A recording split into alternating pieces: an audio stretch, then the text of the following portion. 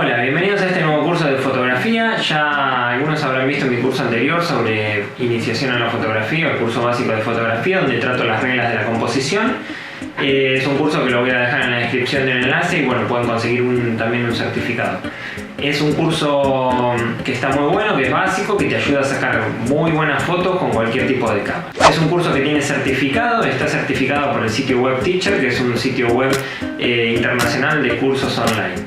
Este curso de iniciación a las cámaras reflex es un curso que va a tener 6 capítulos y en los cuales vamos a ver distintos temas que son fundamentales para que entiendas lo que es una cámara reflex. Una vez mirando este curso vas a tener una idea de por qué es importante tener una cámara que se pueda poner en modo manual.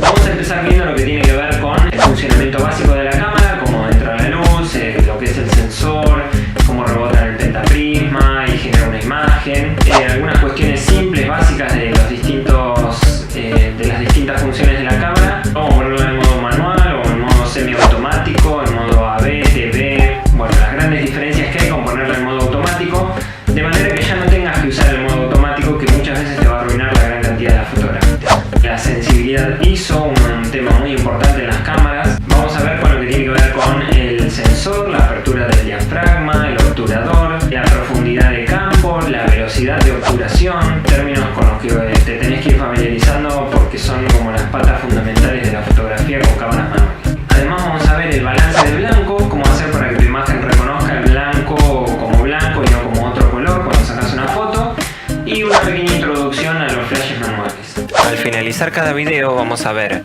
en una animación simple y rápida, los temas del curso para poder fijarlos más fácilmente. No olvides suscribirte a mi canal GuruWeb y Dale Fotoblog, darle me gusta al video y valorarlo si lo hiciste a través de Teacher para obtener un certificado.